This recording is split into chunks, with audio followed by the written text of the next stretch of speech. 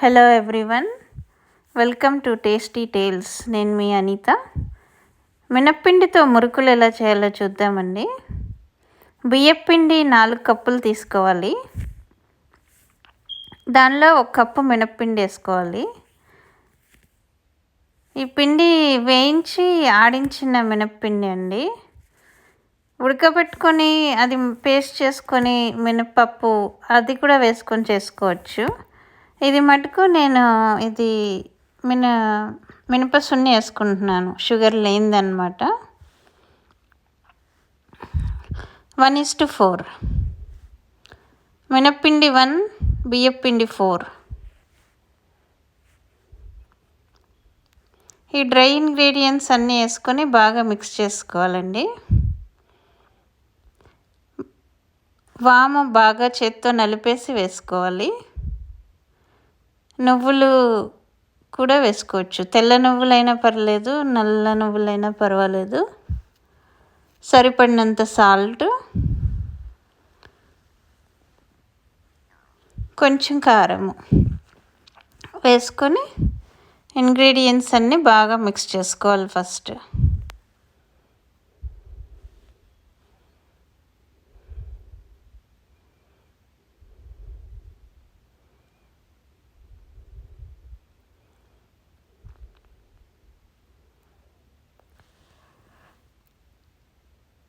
Dry ingredients అన్నీ బాగా mix చేసుకున్నాక అప్పుడు కరగబెట్టుకున్న బటరు వేసుకొని మళ్ళీ బాగా మిక్స్ చేసుకోవాలి.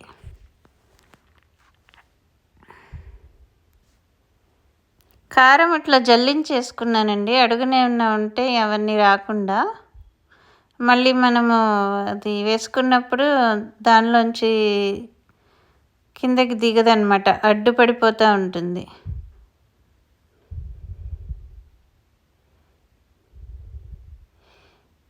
సో ఫస్ట్ డ్రై ఇంగ్రీడియంట్స్ ఇలా మిక్స్ చేయాలండి.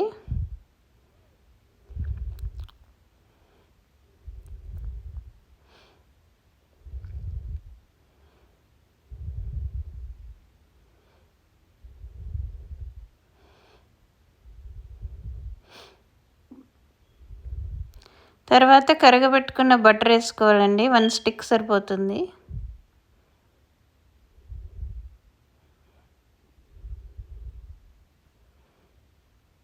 హండ్రెడ్ గ్రామ్స్ ఉంటుందండి బటర్.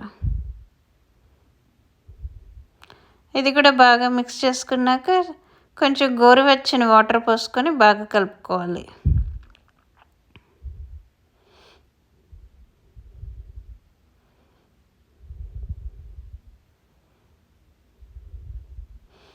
చక్కగా ఇలా ముద్దలాగా తయారవుతుంది.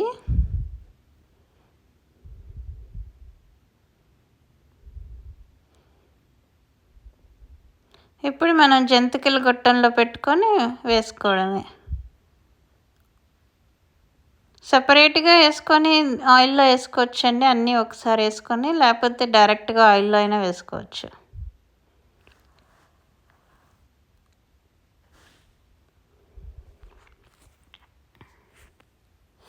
వేసుకున్నాక ఇట్లా కొంచెం రెడ్గా అయినాక తీసేయడమే. మరీ రెడ్గా కూడా అవ్వకూడదండి, కొంచెం వైట్గానే ఉండాలి.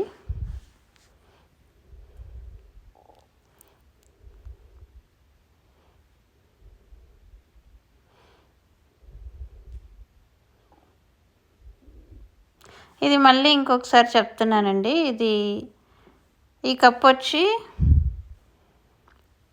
Rice cooker cups 3 పడుతుందన్నమాట.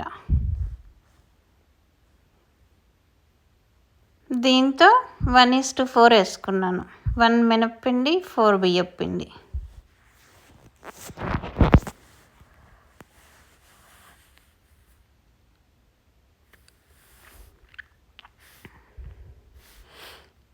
చక్కగా ఇలా కలుపుకోవాలి. తర్వాత ఇంకా వేసుకొని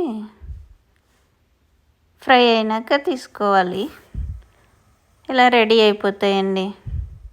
కరకరలాడుతా టేస్టీగా చాలా బాగుంటాయి.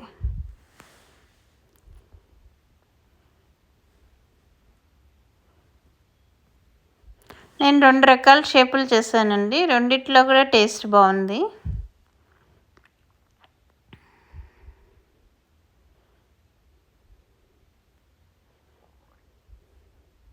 చెక్కడాల్లాగా కూడా చేసుకోవచ్చండి.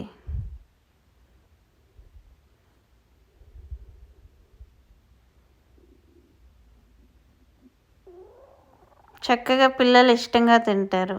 Please like and share and subscribe my video. Thank you.